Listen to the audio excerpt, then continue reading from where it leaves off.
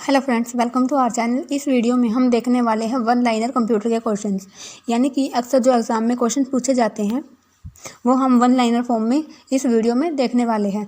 तो अगर आपने वीडियो को लाइक नहीं किया है तो वीडियो को लाइक ज़रूर करें, एंड अगर चैनल सब्सक्राइब नहीं किया है तो चैनल को सब्सक्राइब कर लें। तो स्टार्ट करते हैं गाइस। इसमें हमारा फर्स्ट क्वेश्चन है, डॉक्टर डगलस एलिज़ाबेथ ने माउस का 1964 में आविष्कार किया था। यानी कि गाइस क्वेश्चन आपका इस तरीके से एग्जाम में आ सकता है कि माउस का आविष्कार किसने किया था। ये इसका फर्स्ट क्वेश्चन इसमें से बन सकता है कि माउस का आविष्कार किसने किया था। तो आपका राइट आंसर हो जाएगा डॉक्टर डगलस एलिज़ाबेथ ने। ठीक है।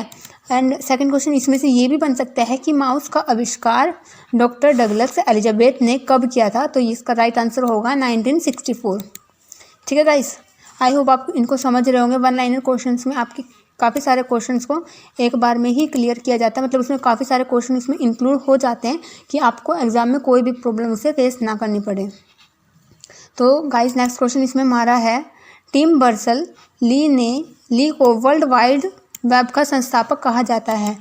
वर्ल्ड वाइड वेब यानी कि जिसे आप बोलते हो WWW, उसकी फुल फॉर्म होती है वर्ल्ड वाइड वेब। तो वर्ल्ड वाइड वेब का संस्थापक किन्हें कहा जाता है, वो है टिम बर्नर्स ली।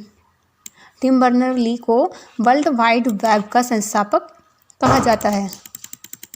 उसके बाद नेक्स्ट क्वेश्चन हमारा है, बिल गेट्स तथा पॉल एलन ने मिलकर 1975 में माइक्रोसॉफ्ट कॉरपोरेशन की स्थापना की।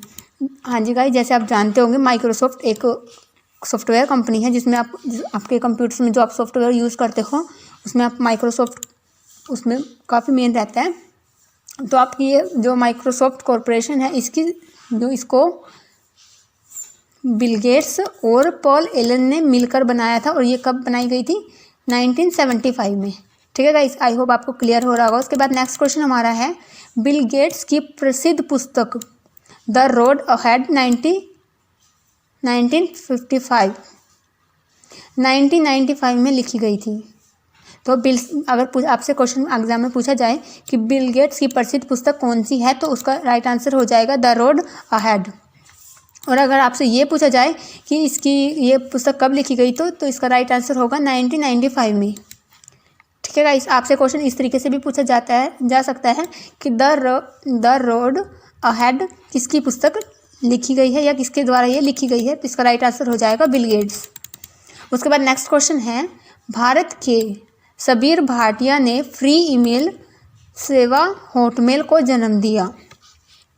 फ्री ईमेल, आप ईमेल सर्विसेज आपकी जो यूज़ करते हो उसमें एक हॉटमेल का यूज़ होता है, उसको जन्म दिया उसको, यानी कि आपकी फ्री ईमेल सेवा सर्विस है जो हॉटमेल की, वो आपको इंडिया के सबीर भाटिया की देन है। उनके द्वारा इसका आविष्कार किया गया या फिर उनके द्वारा इसे स्टार्ट किया गया।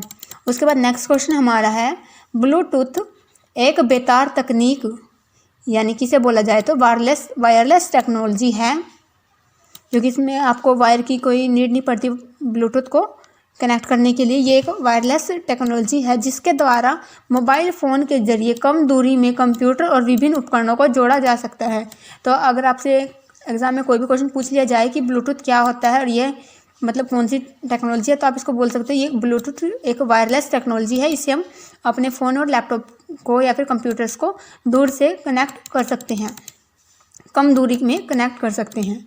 उसके बाद नेक्स्ट क्वेश्चन है, बैंकों में एटीएम यानी कि ऑटोमेटिक टेलर मशीन वैन का एक उदाहरण है। हाँ जी गाइस, वैन का एक उदाहरण है। वैन यानी कि वाइड एरिया नेटवर्क, जो कंप्यूटर में आपकी टर्म्स यूज़ होती हैं उनमें ये यूज़ होता है वैन, वाइड एरिया नेटवर्क। ये जो एटीएम है हमारा बैंकों का, जो हम एटीएम यूज़ करते हैं, वो एक वैन का एग्जाम्पल है। वाइड एरिया में ये एक्सपेंडेड होते हैं, तो ये उसका उदाहरण है। उसके बाद नेक्स्ट क्वेश्चन हमारा है, वाईफाई का अर्थ क्या है। वाईफाई का अर्थ है वाईफाई की हमारी फुल फॉर्म होती है वायरलेस फिडेलिटी। इसका प्रयोग बेहतर तकनीक द्वारा कंप्यूटर के दो उपकरणों के बीच संबंध स्थापित करने के लिए किया जाता है। अगर नॉर्मली आप जैसे वाईफाई का यूज़ करते हो, अगर आपको नॉर्मल अपनी भाषा में बोलना हो तो आप क्या बोलोगे, वाईफाई क्या है। वाईफाई का यूज़ करके हम अपने कंप्यूटर से लैपटॉप को, फ़ोन से कंप्यूटर को या फ़ोन से किसी दूसरे फ़ोन को कनेक्ट कर सकते हैं, तो ये हमारा वाईफाई होता है, मतलब इसका यूज़ ऐसे किया जाता है। और इसकी फुल फॉर्म अगर आपसे पूछी जाए कि वाईफाई की फुल फॉर्म क्या होती है, तो इसकी फुल फॉर्म होगी वायरलेस फैसिलिटी। ठीक है गाइस, उसके बाद नेक्स्ट क्वेश्चन हमारा है,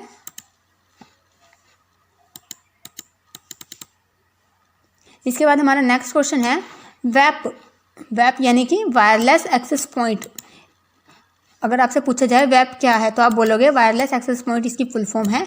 एंड यह एक युक्ति है जो विभिन्न संचार माध्यमों को जोड़कर एक बेहतर नेटवर्क बनाती है। संचार माध्यम यानी कि कम्युनिकेशंस के मीडियम। वैप एक वायरलेस एक्सेस पॉइंट है। लाइक आप जो फ़ोन आप यूज़ करते हो, स्मार्टफोन्स या फिर जो भी फ़ोन होता है, उनमें आप कोई उनमें वायर नहीं होती कि आप किसी को फ़ोन करो तो वहाँ से आपकी उसके साथ वायर कनेक्ट है, या फिर आप वायर्स के किसी उसमें नहीं रहते हो। यहाँ पे वैप का यूज़ किया जाता है। वैप यानी वायरलेस एक्सेस पॉइंट, एक पॉइंट होता है जो आपको आगे कम्युनिकेट करने में हेल्प करता है। ठीक है गाइस, आई होप आपको क्लियर हो रहा होगा। उसके बाद आपका नेक्स्ट क्वेश्चन है, कंप्यूटर के स्टैंड बाय मोड में मॉनिटर तथा हार्ड डिस्क ऑफ हो जाता है। कंप्यूटर के स्टैंड बाय मोड में मॉनिटर तथा हार्ड डिस्क ऑफ हो जाता है ताकि ऊर्जा कम खपत हो। किसी भी बटन को दबाने या माउस क्लिक करने से कंप्यूटर स्टैंड बाय मोड से बाहर आ जाता है। तो ये गाइस, ये स्टैंड बाय मोड क्या होता है? आप देखोगे कि आप जब कंप्यूटर पे आप काम कर रहे हो, अगर आपने काफ़ी टाइम तक, मतलब 3 से 4 मिनट तक आपने कोई की प्रेस नहीं की है, या फिर आप कोई वीडियो आपकी नहीं चल रही है, उसमें कोई एक्शन नहीं हो रहा है, मतलब आपके कंप्यूटर में, या फिर आप माउस से क्लिक भी नहीं कर रहे हो, तो वहीं पे ऐसा कैसा रखा हुआ है आपका लैपटॉप या कंप्यूटर, तो वो ऑफ हो जाता है अपने आप ही। वो क्यों हो जाता है? ताकि कम ऊर्जा खपत हो, यानी कि इससे आपकी बैटरी भी ज़्यादा नहीं लगती है, मतलब आपकी बैटरी सेव होती है। एंड आपके मॉनिटर और हार्ड डिस्क दोनों चीज़, आपकी जो स्क्रीन होगी वो भी, और आपका अंदर जो प्रोसेसर इसमें हो रहा होगा वो भी, दोनों ऑफ हो जाते हैं। इसे कहते हैं हम स्टैंड बाय मोड। ठीक है, तो अगर आप कोई भी की अगर बाद में प्रेस करते हो आप, या फिर आप माउस से कहीं भी क्लिक करते हो, तो आपका स्टैंड बाय मोड जो है वो ऑन हो जाता है, उससे मतलब बाहर आ जाता है आपका कंप्यूटर। उसके बाद नेक्स्ट क्वेश्चन आपका है ऑप्टिकल माउस।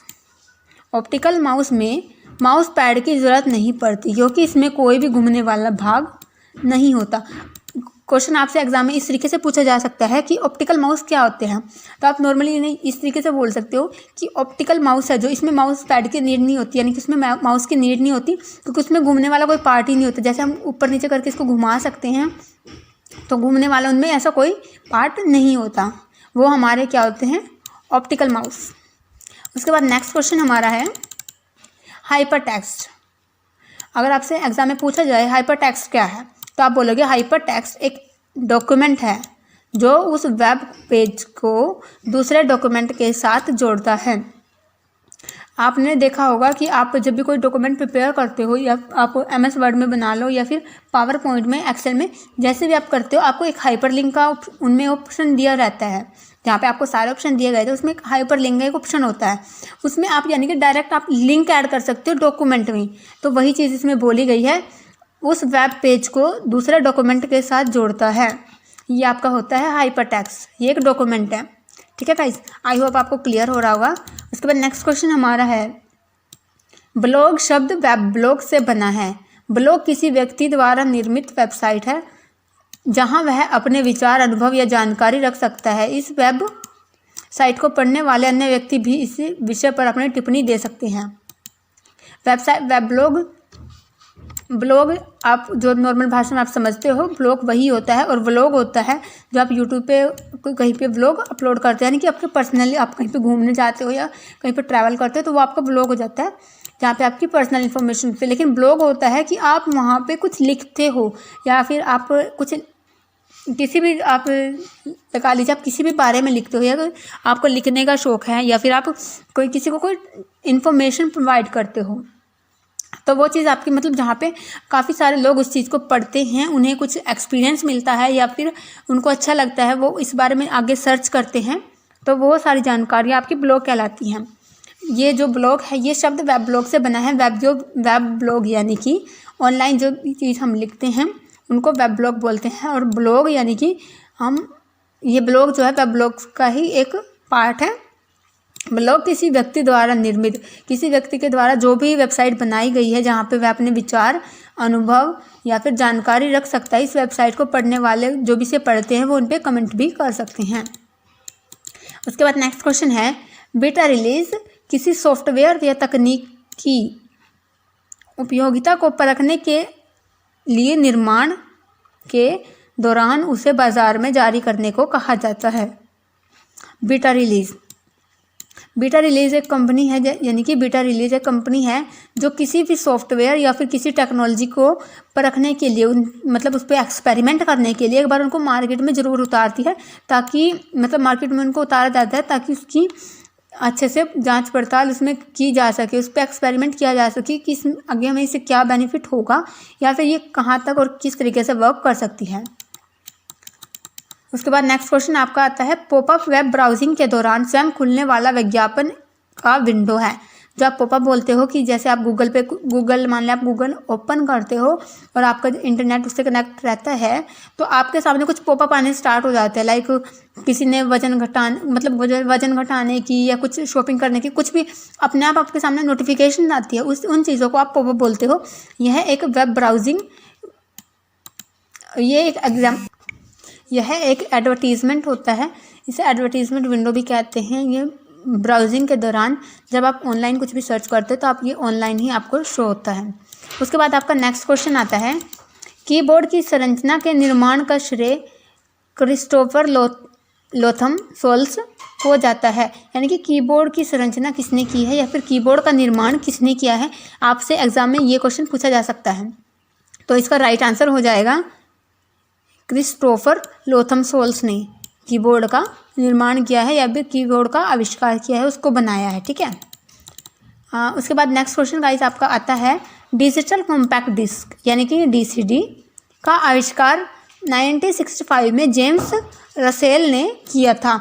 आपसे पूछा जा सकता है डिजिटल कॉम्पैक्ट डिस्क का आविष्कार किसने किया, तो आप यहाँ पे बोल सकते हो जेम्स रसेल ने डीसीडी यानी कि डिजिटल कॉम्पैक्ट डिस्क का आविष्कार किया है। और आपसे एग्जाम में ये भी क्वेश्चन पूछा जा सकता है कि डीसीडी का आविष्कार कौन से वर्ष में किया गया, तो आप यहाँ पे बोल सकते हो 1965 में इसका आविष्कार किया गया है। उसके बाद आपका नेक्स्ट क्वेश्चन आता है, बॉब नोई तथा गार्डन मुरे ने सम्मिलित रूप से इंटेल नामक कंपनी की स्थापना की। आप जान सकते हो कि इंटेल एक बहुत ही बड़ी कंपनी है, आपने इसके बारे में सुना भी होगा, जो कंप्यूटर्स एंड मोबाइल फ़ोन्स में काफ़ी डील करती है, इनमें सॉफ्टवेयर में भी काफ़ी डील किया जाता है। तो इनका अगर आपसे पूछा जाए कि इस कंपनी की स्थापना किसने करी, तो आपका राइट आंसर इसमें हो जाएगा बॉब नोई एंड गार्डन मुरे ने। बॉब नोई एंड गार्डन मुरे इसके संस्थापक हैं। ठीक है गाइस, आई होप आपको क्लियर हो रहे होंगे क्वेश्चंस। उसके बाद नेक्स्ट क्वेश्चन हमारा है, मोटरोला के डॉक्टर मार्टिन कूपर ने मोबाइल फ़ोन का आविष्कार किया। आपसे एग्जाम में क्वेश्चन पूछा जा सकता है कि मोबाइल फ़ोन का आविष्कार किसने किया, तो आपका राइट आंसर यहाँ पे हो जाएगा डॉक्टर मार्टिन कूपर ने। ठीक है गाइस, आपसे क्वेश्चन इस तरीके से भी पूछा जा सकता है, डॉक्टर मार्टिन कूपर ने मोबाइल फ़ोन का आविष्कार किया, वो कहाँ के रहने वाले थे, तो आपसे ये आप यहाँ पे बोल सकते हो वो मोटरोला के रहने वाले थे। ठीक है गाइस, उसके बाद नेक्स्ट क्वेश्चन हमारा आता है, जीएसएम यानी कि global system of mobile communication. GSM की फुल फॉर्म है global system of mobile communication. Mobile phone के लिए प्रयुक्त एक लोकप्रिय मानक है। जीएसएम जो है वो मोबाइल फ़ोन के लिए प्रयुक्त एक लोकप्रिय मानक है, यानी कि एक सिंबल है जो मोबाइल फ़ोन्स में मोस्टली पॉपुलर है, बहुत ज़्यादा उसमें यूज़ किया जाता है। उसके बाद नेक्स्ट क्वेश्चन हमारा है, CDMA यानी कि code division multiple access mobile network स्थापित करने की व्यवस्था है। यानी कि आपसे एग्जाम में पूछा जा सकता है CDMA क्या है, तो आप इसको बोल सकते हो मोबाइल नेटवर्क स्थापित करने की क्या है, व्यवस्था है। एंड आपसे ये भी पूछा जा सकता है कि CDMA की फुल फॉर्म क्या है, तो आप यहाँ पे बोलोगे CDMA की फुल फॉर्म है कोड डिवीज़न मल्टीपल एक्सेस।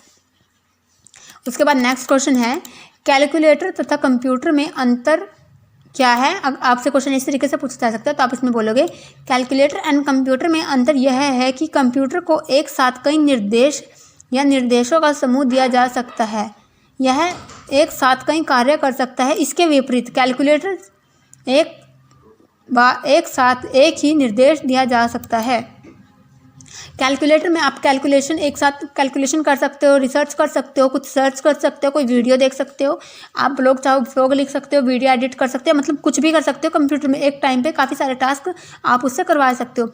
लेकिन कैलकुलेटर में आप एक टाइम पे एक ही टास्क करवा पाओगे। उसमें एक टाइम जब अगर आपको कुछ भी कैलकुलेशन करनी है तो एक टाइम पे एक ही कैलकुलेशन वो करके दे सकता है कैलकुलेटर। और यही अगर आपको कंप्यूटर से कैलकुलेशन करवानी है तो एक टाइम में आप मल्टीपल्स कैलकुलेशंस इसमें कर सकते हो। सो गाइस, ये थी आज की वीडियो। आई होप आपको वीडियो अच्छी लगी हो एंड वीडियो में आपको मज़ा आया और जो भी आपको क्वेश्चन इसमें समझाए गए हैं वो आपको अच्छे से समझ में आए हो। तो गाइस, अगर आपको वीडियो अच्छी लगी तो वीडियो को एक लाइक ज़रूर करें एंड हमें कमेंट करके ज़रूर बताएं कि आप नेक्स्ट किस टॉपिक पे वीडियोस चाहते हैं, ताकि हम आपको उन टॉपिक्स पे वीडियोस आगे प्रोवाइड करें। तो गाइस, न्यू वीडियोस के लिए चैनल को सब्सक्राइब करें अगर आपने चैनल को सब्सक्राइब नहीं किया है। तो मिलते हैं नेक्स्ट वीडियो में। Thanks for watching this video.